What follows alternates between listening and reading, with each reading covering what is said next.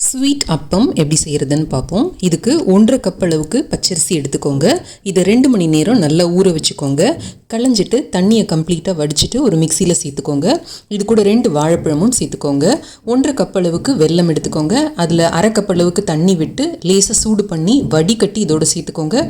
கூட 5 ஏலக்காயும் சேர்த்து அரைச்சி ஒரு பாத்திரத்துக்கு மாற்றிக்கோங்க. இப்போ 1/2 கப் அளவுக்கு அவலை பொடி பண்ணி இதோடு சேர்த்து நல்லா கலந்து 2லேருந்து 3 மணி நேரம் புளிக்க விட்டிங்கன்னா நல்லா கெட்டியாயிடும். இப்போ இது கூட 1 டேபிள் ஸ்பூன் எள்ளு, 1 டேபிள் ஸ்பூன் நெய், 1/4 கப்பு தேங்காய் சேர்த்து கலந்துக்கோங்க. இப்போ குழிப்பணியார கல்லில் நெய்யோ இல்லை எண்ணெயோ விட்டு சூடு பண்ணி இந்த மாவை சேர்த்து மூடி போட்டு மூடி 1 நிமிஷம் விடுங்க. வெந்ததுக்கு அப்புறமா திருப்பி போட்டு எடுத்திங்கன்னா நல்ல கோல்டன் கலர் ஆனதும் எடுத்திங்கன்னா நம்மளோட ஸ்வீட் அப்பம் தயார். வாழைப்பழம் நெய்யெல்லாம் சேர்த்து புளிக்க வச்சதுனால நல்லா சாஃப்டாக ஸ்பாஞ்சியாக இருக்கும் இந்த அப்பம்.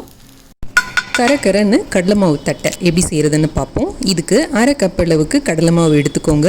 இதுக்கு தேவையான அளவு உப்பு போட்டுக்கோங்க. 1/4 டீஸ்பூன் அளவுக்கு மிளகாய் தூள் சேர்த்துக்கோங்க. 1/4 டீஸ்பூன் அளவுக்கு பெருங்காயத்தூளும் சேர்த்து 1 டீஸ்பூன் அளவுக்கு வெண்ணெய் சேர்த்துக்கோங்க. முதல்ல அதை நல்லா பிசைஞ்சிட்டு 2 இல்லை 3 டேபிள் ஸ்பூன் அளவுக்கு தண்ணி சேர்த்தா போதும். இதுக்கு பிசைஞ்சு ஒரு மாவாக உருட்டிக்கோங்க.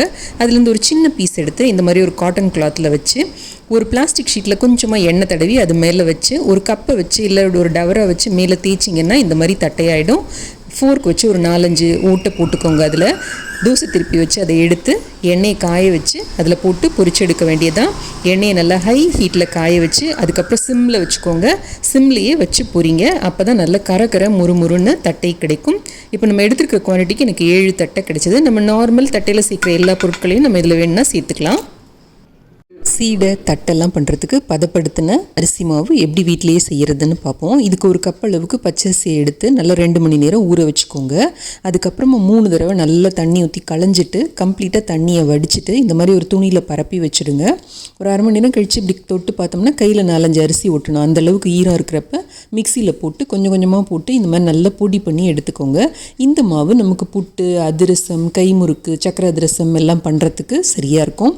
இதனால் நம்ம உடனே யூஸ் பண்ணிடணும். ஸோ இந்த மாதிரி எல்லா மாவையும் கொஞ்சம் கொஞ்சமாக போட்டு இந்த மாதிரி அரைச்சி எடுத்துக்கலாம். இப்போ இந்த மாவை பதப்படுத்துறதுக்கு நம்ம ஒரு கடாயில் போட்டு அதை ட்ரை ரோஸ்ட் பண்ண போகிறோம். இந்த ஈரமாக இருக்கிறப்ப மாவு பிசுறாக வரும். நம்ம இந்த மாதிரி ஒரு கோடு வரைஞ்சோம்னா அது ரெடி ஆகிடுச்சு அப்படின்னா அந்த கோடு பிசுறு இல்லாமல் வரும். அப்போ நம்ம தெரிஞ்சுக்கலாம். ஸோ இந்த மாவு நல்லா கூல் பண்ணிவிட்டு அதுக்கப்புறம் நல்லா சலிச்சிட்டு எடுத்து ஸ்டோர் பண்ணி வச்சுக்கிட்டோம்னா 3 மாதம் வரைக்கும் நல்லாயிருக்கும். எல்லா பட்சணமும் இதை வச்சு செய்யலாம். இக்காத சீடை செய்யறதுக்கு இந்த சிம்பிள் டிப்ஸை ஃபாலோ பண்ணிங்கன்னா போகிறோம். அதுக்கு 1 கப் அளவுக்கு பதப்படுத்தின அரிசி மாவு எடுத்துக்கோங்க. இது வறுத்து சலிச்ச அரிசி மாவு. இது கூட வறுத்து பிடிச்ச உளுத்த மாவு அதையும் சலித்து எடுத்துக்கோங்க. துருவின தேங்காய், வெண்ணெய், உப்பு, எள்ளு, ஜீரகம் எல்லாம் சேர்த்து முதல்ல நல்லா பிசைஞ்சுக்கோங்க. அதுக்கப்புறமா தண்ணி சேர்த்து இந்த மாதிரி ஒரு ஸ்மூத்தான மாவை பிசைஞ்சு எடுத்துக்கோங்க.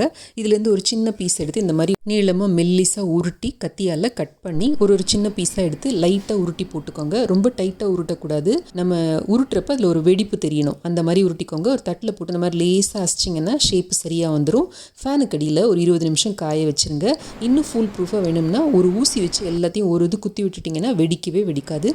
சின்ன கடாயில் எண்ணெய் வச்சு ஒரு சீடையை பொரித்து பார்த்துட்டு அதுக்கப்புறமா பெரிய கடாயில் எண்ணெய் வச்சு நீங்கள் பொரிக்க ஆரம்பிக்கலாம். மீடியம் ஃப்ளேமில் எண்ணெயில் முழுகிற அளவுக்கு மட்டும் சீடைகளை போடுங்க. 1 நிமிஷம் டிஸ்டர்ப் பண்ணாமல் அதுக்கப்புறமா பொரித்து எடுங்க.